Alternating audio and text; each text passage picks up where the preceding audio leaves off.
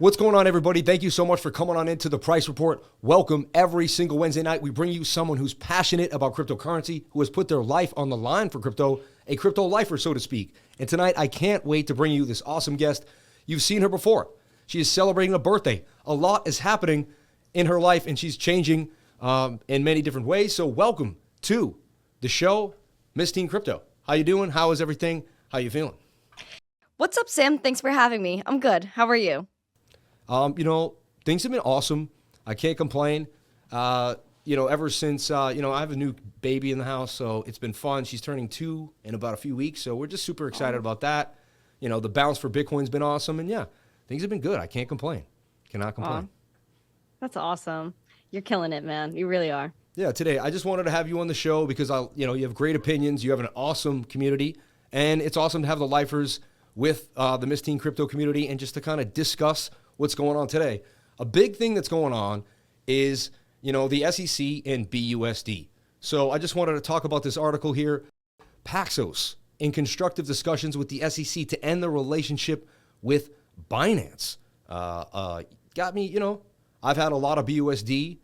Just a few, 2 months, 3 months ago, USDC was going to stop being used on Binance. And I was like, all right, well, maybe I should switch to BUSD. And I always told people, though, too, every time I held stablecoin, I held it in triples, meaning I held, a third in US Tether, a third in BUSD, and a third in USDC. I always felt it was good to have it split up like that, and always DCAing into BTC as well.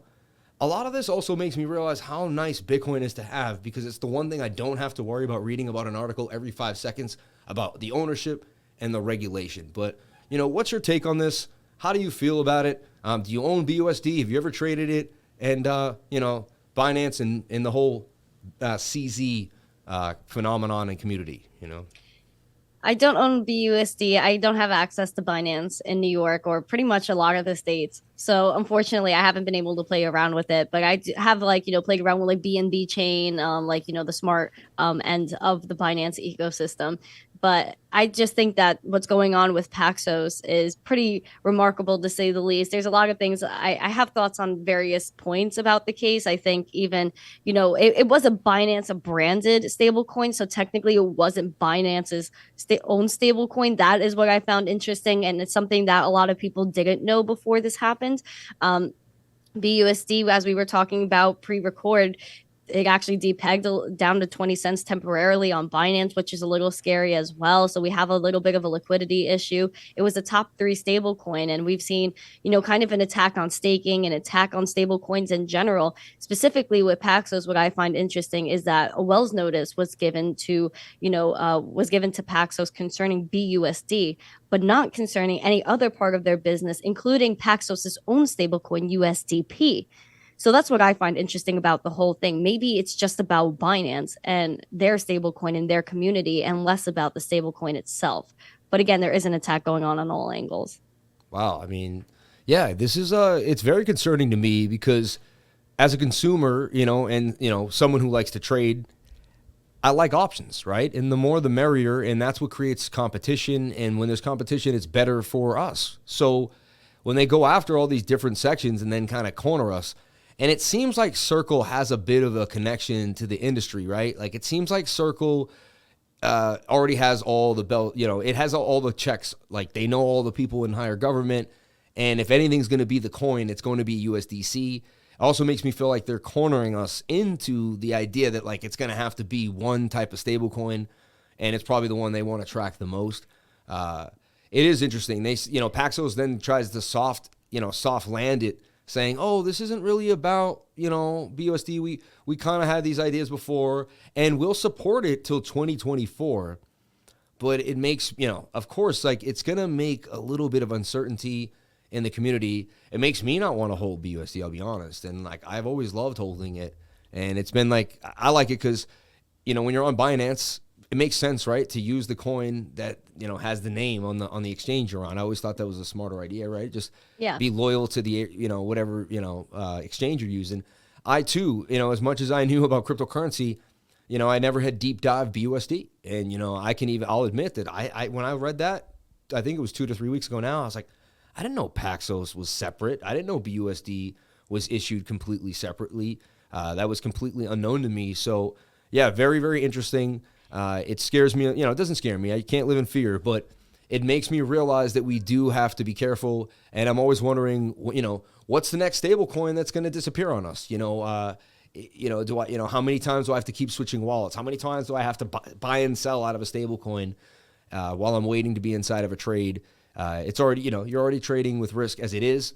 Now they're making me feel like a rabbit bouncing in and out of stable coins. So, yeah, and what you were talking about competition is really correct. And being that even Circle was involved with kind of ratting out Paxos, to the NYDFS, sounding the alarm on them. So it's clear that these competitors aren't playing nice with one another. They're not trying to improve the ecosystem together. They're more or less trying to tear each other apart. And that's not good either. But speaking of the Wells notice, Circle didn't get one. So there's just so many things that kind of play into it that you're just thinking like, why Binance USD? Why this stable coin? So, well, then I hear people trying to tell me, watch out. Only a matter of time. Tether is going to get banned. They're going to ban Tether. It's interesting. I can't even trade Tether in New York. Oh, yeah. I lived in New York, and you know what? I was dreaming of the day that I would move out of New York because I just kept looking at all the things that I couldn't do because I was in the state of New York. I had a Bittrex account. I was trading, having a blast. Next thing you know, that account had to get shut down. And honestly, if you didn't get your funds out, like they were going to go to the New York comptroller. And like I got a letter being like, your funds need to be removed from Bittrex. Otherwise, oh my God. Yeah. And like, I moved to Massachusetts. Once I got a Mass ID, the whole world of crypto opened up to me. It was awesome. I was super excited. And I knew too, it was just so, I was like, I'm out, and I lived in New York 19 years. So, and that kind of brings me to, a bunch of the other topics that we're going to talk about. But, we're going to dive into Web 3.0 and gaming right now. But, later on, we're also going to discuss like regulation and where do we see this going? And, where do you have to, do we have to go to another country? I left a state to get out of regulation. Now, what will happen as this progresses, So, next topic that's interesting to me, kind of dear to my heart, because I remember when Axie Infinity first came out, and I remember when some of these first games came out, and they weren't amazing, but I found them funny and interesting. And for me, it wasn't hard to get into the game. So Web 3.0 are clashing, though, with users, and there's many reasons, They list a lot of good reasons, and even when I read the article, I had to agree. I mean, number one, they said they're not built for providing a gaming experience. A lot of the graphics are subpar. They're just enough to get you to connect to a chain and to play with a player, but like the whole gaming experience is lacking. There's a high entry barrier. Sometimes you have to buy a high NFT. There's just, you can't play them on your mobile phone, right? There's a lot of FUD. Like people are afraid they're going to actually lose their money doing this, right? Instead, you can just buy a game from Best Buy and play it at home. You're not going to get rug pulled, right? You know what I mean? So it's kind of funny. And then regulatory uncertainty with what we're talking about now, which kind of bleeds in to what we just talked about. So I don't know. Have you ever played any of these games? And you don't have to have had them, but I've played a few. I'm very, not a lot. And what's your take on Web 3.0 and gaming and, and your generation too? This kind of, you being 20 and me being 40, it's pretty cool because we come from almost like two different generations. And your perspective, I think, is almost even more, has more weight because I want to see what this next generation thinks of Web 3, Yeah, so I remember in 2020 when I was first coming on crypto Twitter, a lot of people were talking about Uniswap when that was initially popping off, the beginnings of DeFi and all of these grocery store coins that were coming out. And that kind of kickstarted DeFi, yield farming, staking, all of this stuff. Of course, a lot of those coins did not make it, but it was a part of a trend, and the core fundamentals of that trend that really mattered stuck around, which is how it blossomed into DeFi and actually roadmapped us into gaming, right? And GameFi. So GameFi, I think, is really interesting, and it's gone through phases as well. The first phase was like you were referring to Axie Infinity, the first play to earn boom. And the problem with that was it was very financially incentivized. It was more about the tokens and what that could do for you, flipping the NFTs more than it was about the gameplay. Even like you said, a lot of these games, there wasn't much gameplay. A lot of them were clicker games and games that could easily be botted and things like that. Again, it was more about the financial incentives more about the gameplay. That started to switch up and it started being play to own, where it's more like you're a traditional traditional game. You jump into a game, you start playing it, you earn NFTs from there, from which you could trade, sell, flip, keep, upgrade, whatever. I think that's amazing. That's where I think we should be headed. And of course, like we were talking about the high barriers to entry that were originally there, having to buy like a few $100 NFT to play a game. You don't even know if you like the thing, right? So I think that has faded away a lot.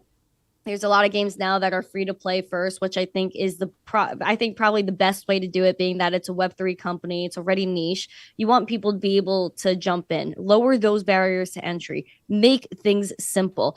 I've also seen other games that have less of the tokenomics side, which I think is really cool as well. I don't know if you've heard of Thunder Games. This is actually something you could put your kids onto as well. THNDR. I actually had them on my podcast as well. And what they do is Lightning Network based games. And also Viker Games, ZBD Wallet, really cool stuff. You should look into that. Basically, those games, you play the games, you earn tickets, you're entered into like a lottery. And then at the end of the lottery, you're given a prize in Satoshis, and you can withdraw that. So I think simple things like that aren't all about the tokenomics and the NFTs are good as well. Just something to play, get into Bitcoin, get into crypto. There's a lot of avenues you can go with it. I think especially amongst Gen Z, we're already digitally native.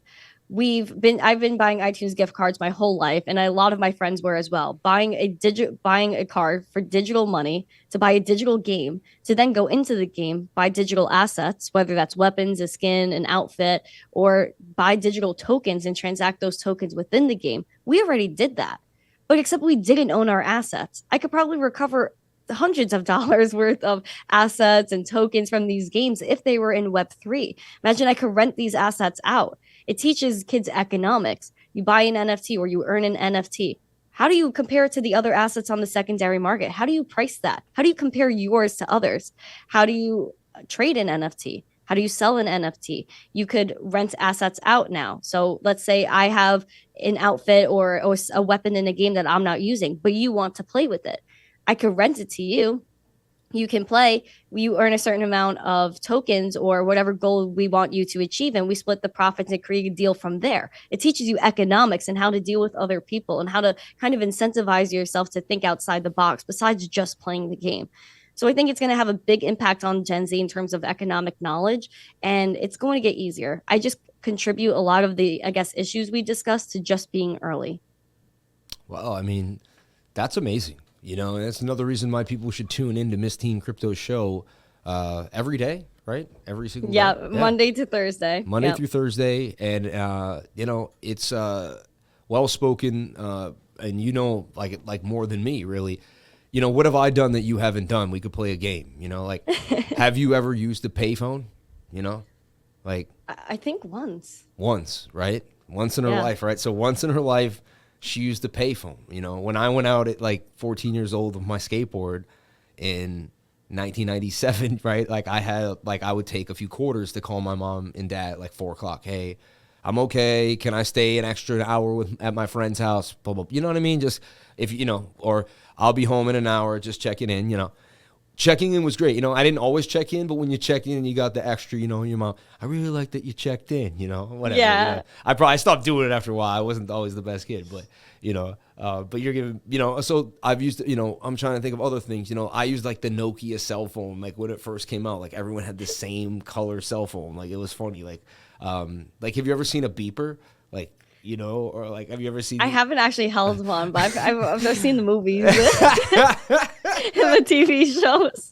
Yeah, we had beepers when I grew up. Like, it's just funny. Like, that's so cool. But this is, that's another thing that I love about crypto is as different as our generations may be, it's as new as the tech is to you as it is to me, you know?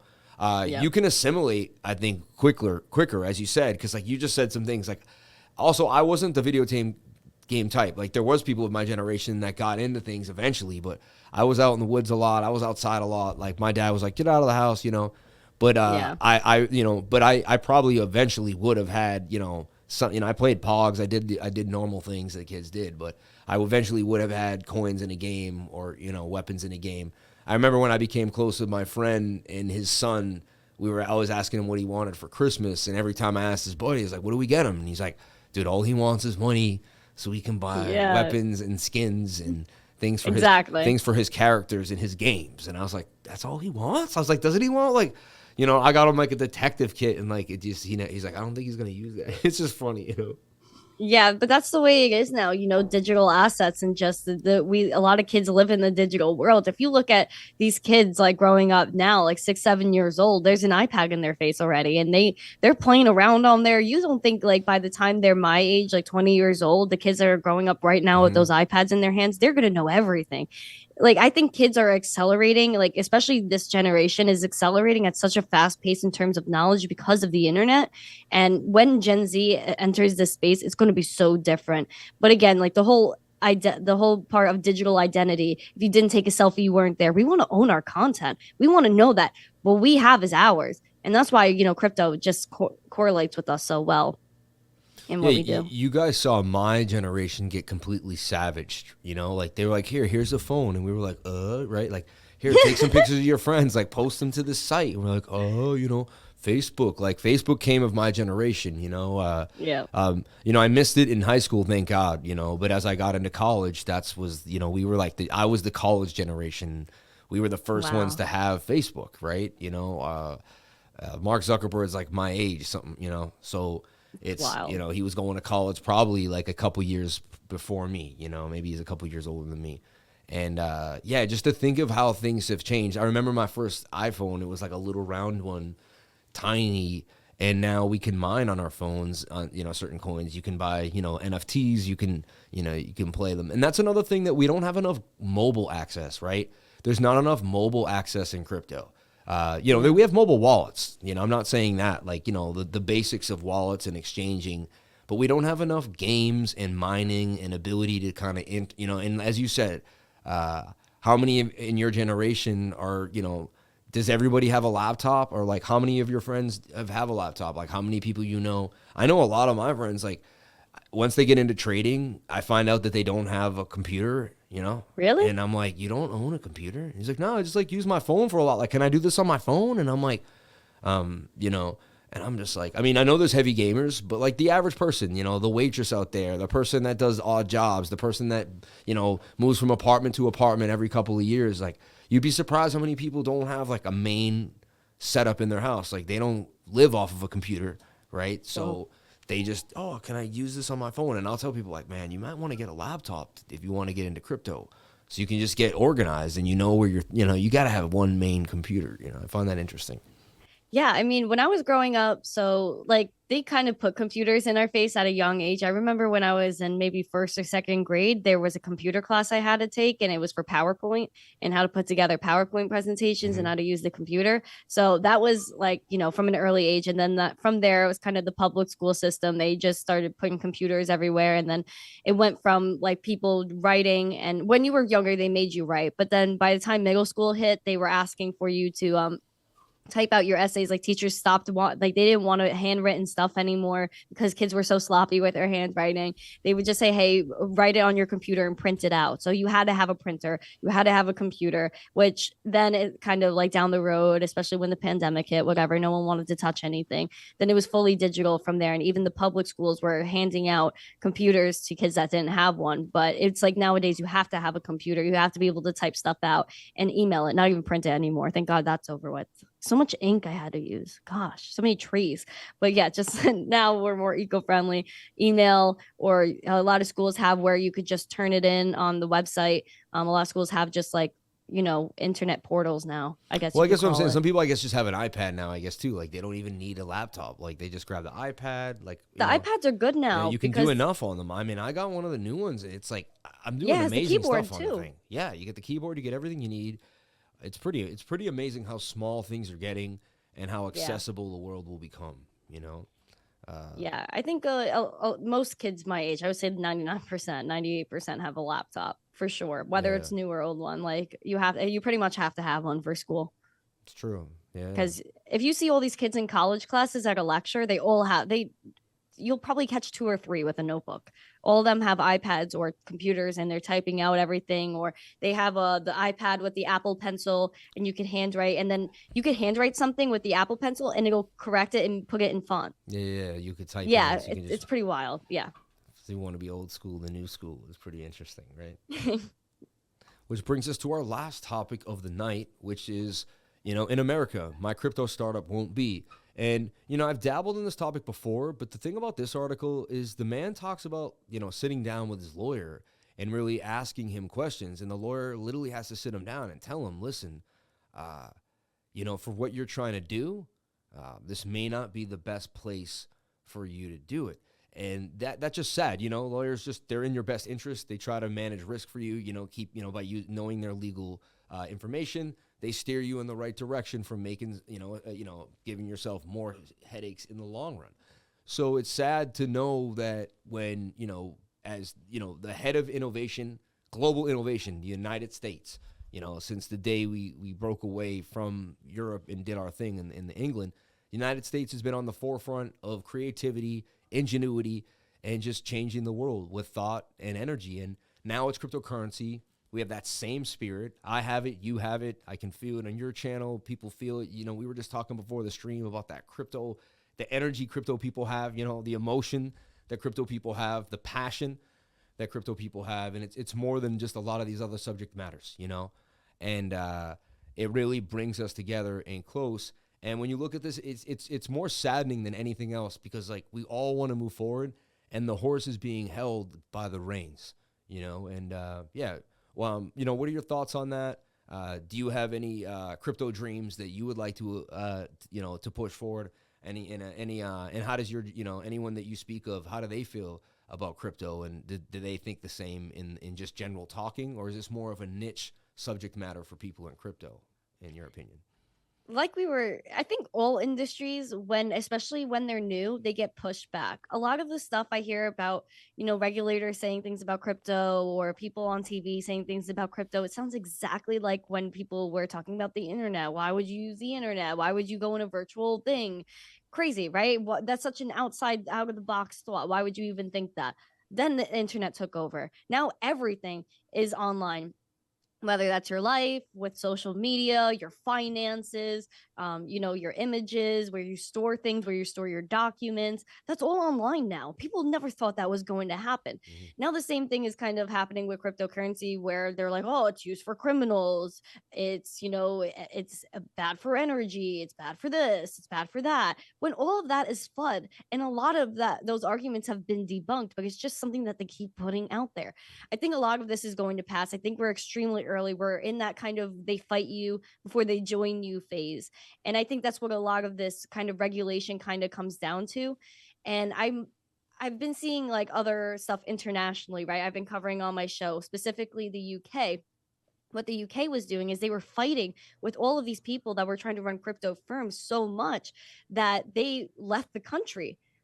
And they left the UK, but still tried to service customers in the UK. Now, what the government said is, hey, we don't want you to service people in the UK if you're not based here. So they want people only based in the UK to service UK customers, to kind of gatekeep the UK crypto ecosystem. And people aren't going to want that. They're going to leave the country anyway. They're going to go places that are funding crypto startups like Dubai, and a bunch of other places that are more crypto friendly. Even in the US, it kind of all comes down to dollar dominance. When we were hearing about FTX and all of the courtrooms discussions, and when they were asking people like Kevin O'Leary, even though why was he there, questions about FTX and what was going on there, one of the questions was, what about dollar dominance? And how the question was answered was perfect, being that if you continue, crypto is something that's not going to be stopped. This is a revolution. Mm-hmm. If you continue to push people away, they will go somewhere else, and the dollar will diminish faster than it already is because you're pushing away the innovation. Why not open up the doors to crypto and let people come in and let the economy flourish because of crypto? We're seeing things on state levels, like Texas wants to invest in crypto. They want to invest in Bitcoin. Arizona wants to make crypto tax exempt property. Even New York put together a bill to pay your rent, taxes, fees, and Bitcoin, Litecoin, ETH, Bitcoin Cash. So I think a lot of this stuff is going to not hold up in the future. I think they don't know what to do. It's a pushback. And I think people maybe on the retail and state level are going to build up in terms of crypto in the community, where it's going to have to be pushed on the federal level as well. And it's just going to have to be adopted. But I think a lot of the stuff now we shouldn't worry about. Amazing. I sat down in my diary, and I don't really write in a diary all the time. I used to more, but I opened up the other day and I was like, worrying, right? And I was like, what is worrying? And I was like, worrying is, worrying is a lack of action of something you either need to do or don't do, right? So I'm like, and I was like, so basically it doesn't exist. I was like, and then I equated it to fear. I was like, so it's a part of fear, right? Yes. Worrying, and then fear is a fake emotion acting real. So then I said to myself, I was like, man, you should never use the word "I'm worried" again for the rest of my. I'm not saying you. It's weird. I don't mean to contradict you. I was just thinking of the idea, like, because I'm always like, oh, and they got us saying, yeah, I'm worried about this, I'm worried about that, right? And it's like, well, can we do anything about it? And if we can, right, then we got to do the next step to take care of that action, right? And if we can't do anything about it, then we can't worry about it because we just decided that we obviously can't do anything about it. So, it's like I made this pie graph and it was like, okay. But it's funny. I think the human condition, even though we know things, we somehow come back, right? And I think the part is society has a saying in doing a similar behavior, right? So the more I involved myself in society, the more I realized I took out a lot of behaviors that some weren't great, right? So as I extracted myself, became more crypto, niche, and stayed kind of in the crypto world and kind of viewed society from far away, I began to notice some of the language I was using and the behavior that I was doing and how it was actually detrimental to me, right? Like I was giving into fear too many times. I was believing in things that weren't real. I wasn't able to accomplish a lot of my goals and dreams. My own issues. Like you can't blame that on society as a whole, but we get caught up in like the constant day-to-day 9 to 5, right? And just like I was in that. I'm so excited to see you like breaking out at a young age. Like you'll be able to look back at my age and be like, wow, like never have to like go through the pain that I went through maybe for years. Not saying you didn't put in the work, because like you grind, and you learned a lot and since you've got onto crypto and into YouTube. But it's just crazy how for me too, like you stay in this cycle, and I'm bringing this up because it's like the government we're seeing here is staying in the cycle, right? And so like quoting the article, it's like Cynthia Loomis, Tom Emmer, and Bill Foster. They said this is detrimental. Like this inaction is detrimental. And, it could really stall our ability, and it's a fundamental risk. It's actually risky because, economy leads to military, right? The more money your economy leads and military security. And so like it all is leveled and connected. And so we need to be at the forefront of innovation and technology because that kind of spawns, basically the power for America overall in general. And so it's almost like a security risk, that we need to be at the forefront of cryptocurrency, and we need to get this regulation right. And we can't just do a cycle of the same things that we've been doing for the last few years, like over and over again, right? I agree 100%. You can't stifle innovation, or else the innovation is just going to take over. It's just a matter of when they're going to adopt it and how they're going to adopt it, which of course I don't think they figured out yet, because you can't, take pieces of the blockchain. You can't really control Bitcoin. This is a global thing, and everybody's a part of it. So I do think, of course, it's going to take a little time, but as long as you stick in your convictions, you do your own research, you understand the fundamentals versus the pumpamentals of this space, you will be okay. Yeah, I was talking to Ben the other day, and I asked him, like, would you ever leave the country, And he's like, no, man, I love my kids. I love baseball. Like, I love where I live, And I asked you the same question, too, And I was, like, on the fence. I'm like, I mean, I love America. Like, I would never want to, you know what I mean? But if it was, like, the difference between, accomplishing all my dreams and doing all the things that I wanted to do and progressing with crypto and, like, being left behind, like, what would you do if you had to make the decision? Would you just be like, no, I'm just going to stay here and bite the bullet? You guys having fun over there on that crypto ride, I'm just going to pass on that, It's like, I'm not sure, because New York, is one of the hardest places to live in terms of crypto, like we were talking about before. And, like part of me wanted to move to Miami and say like, like kind of dip out and say peace on New York. But I really do think that we're just really early, and a lot of this is going to turn around. And, the mayor, I spoken at his event recently in November, which was awesome. Great. And and he was crypto friendly. He took his first 3 paychecks in Bitcoin. He said he wants to make this a crypto hub. And I really do think New York being the financial capital of the world, that obviously the finance bros are going to have to see that Bitcoin and crypto isn't going anywhere because of the biggest institutions actually based here are investing in crypto and really into it and investing in CBDCs, which is horrible, but it's coming. So it's just a matter of time. I think we should give it like a little bit more time, especially during the next bull run is when I think a big wave of political, governmental, global adoption is going to happen. Even during the last bull run, that's when El Salvador said, "Hey, Bitcoin's legal tender." And I think other countries are planning, they're following. Other countries are adopting other cryptocurrencies as legal tender. So it's going to happen. We're just extremely early. Give it a little bit of time. And if push comes to shove, then you never know what we're going to have to do. As crypto people, we're always going to fight for freedom. I'm always going to fight for freedom in this space. So that's where I'm at. I'm going to give it a little bit more time. And I hope that New York shapes up. And I really do think it will. Yeah. I hope. Yeah, I lived in New York 20 years. And like, it's funny. My heart goes out to you because I remember having to close exchanges, not being able to trade certain coins that I really wanted to trade. Yeah. And just running into roadblocks. And then my buddy would be in Connecticut or California or something and be like, "Oh yeah, I'm just doing this and I was doing that." And I was like, "Well, that's good for you.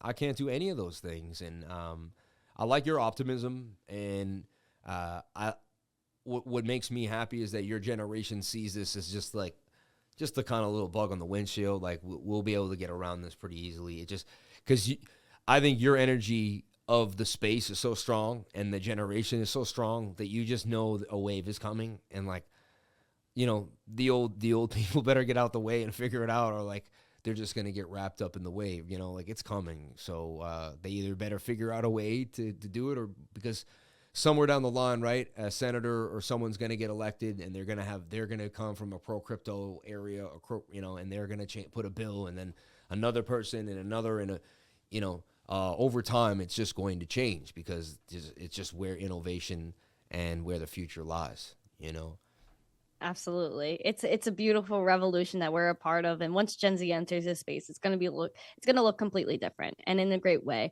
There's so much innovation that we have left to do. We're still extremely early. People think like, Bitcoin now and all this tech now is the way it's going to be forever. We didn't even use social media the same way we did 4 or 5 years ago. You think crypto is going to be the same in 4 to 5 years? You're crazy. Keep calm, huddle on, my friends. Do your own research. It's all going to be okay. We're all going to make it. And where can people find you? Let them know. Just, tell them everything about your show, your time, where they can find you. We'll put a link in the comment, and we'll also put a link underneath the video.